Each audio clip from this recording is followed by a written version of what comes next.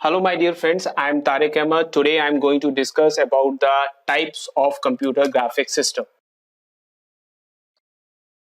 Types of computer graphics. So there are two types of computer graphics. One is called non-interactive,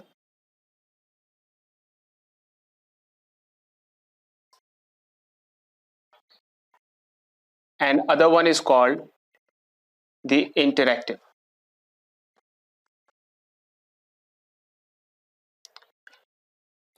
There are two types of computer graphics. One is called the non-interactive, and other one is called the interactive computer graphics. And this is on the basis of the user, how the user interact with the computer graphics system. So level of interactivity of the user with the computer graphic system. On the basis of this, the categorization exists. So this non-interactive computer graphics is also referred as passive computer graphic system, and also it is named as static. Whereas interactive computer graphic system is also referred as active computer graphic system and your dynamic.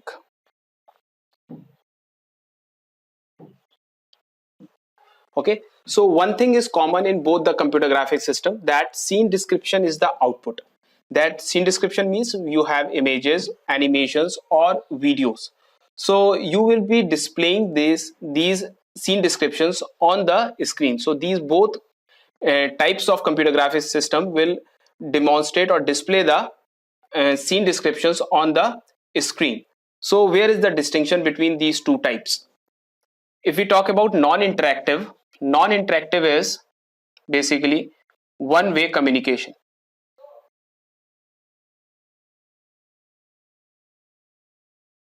So non-interactive computer graphics offers you the one-way communication. What do you mean by one-way communication? That is the way I'm recording a video right now, and when I will distribute this video to you, so you have the limited control over this video. You can pause the video, you can forward the video, you can rewind the video, you can play the video. So you have got the limited control. So that this is called your one-way communication. Okay, so for example, there is a computer graphics system and you are a user. Okay, so this will be a one-way communication from the computer graphics system.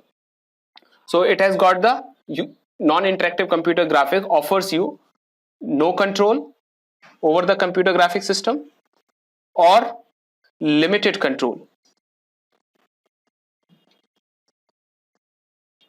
Limited control over the computer graphic system.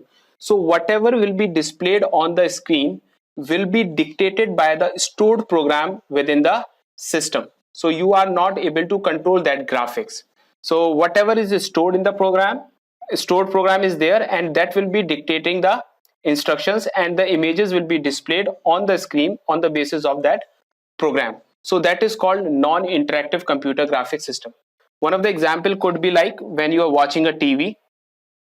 Okay, you have a remote control.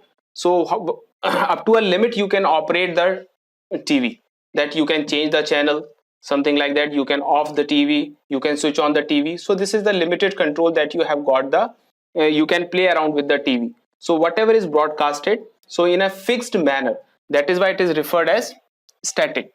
So in a fixed manner the content will be broadcasted in front of you, and you cannot interact much with that content. Okay, likewise we have another example that is called screen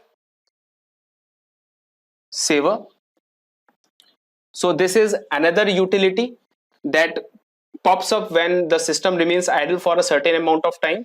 In this case also you have a limited interactivity with this such kind of computer graphics. Okay, so this is called your non-interactive computer graphics system. Whereas when we talk about the interactive computer graphics, as the name suggests, the interaction will exist between the user and the computer graphics system. So there will be a computer graphics system, okay, and there will be a user. So both parties can communicate. So this is your two-way communication. Means interactive computer graphics offers you two-way communication. Okay, two-way communication you can understand. For example, if I'll take a online class, so you are the participant in that online class, so that both parties, when you can interact with me, you can pose questions and I will answer.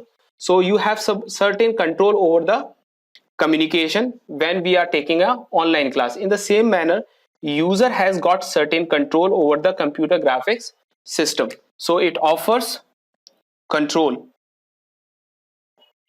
over the computer graphics system. So user can interact with the computer graphics system with certain input devices. For example, you can use your keyboard,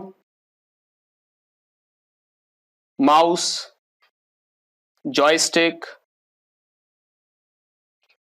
you can use your touch screen. Okay, so with these input devices you can interact with the computer graphics system. For example, when you play video games. Okay, so this is the very uh, common example for the interactive computer graphics. When you play video games, you have the control of the control over the computer graphics system. You can change the behavior of the character. For example, you can change the color of an eye of the character. You can change the dress, or if you want, then you can change the surroundings of the environment of the game. So means with the help of your input devices, you can change the behavior and appearance and the settings of your computer graphics system. So the control that is the control is offered by the computer graphics system to the user while we are working with the interactive computer graphics system. Okay, so this is the difference between the non-interactive and interactive computer graphics system. So other classification could be on the basis of dimensionality. For example, you have 2D generation of pictures, you have 3D generation of pictures.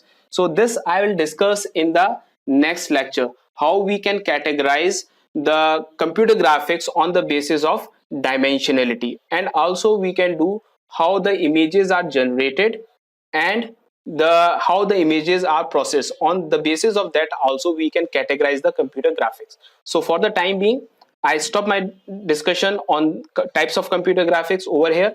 In the next lecture I will meet you with the new topic. Thank you all of you, please.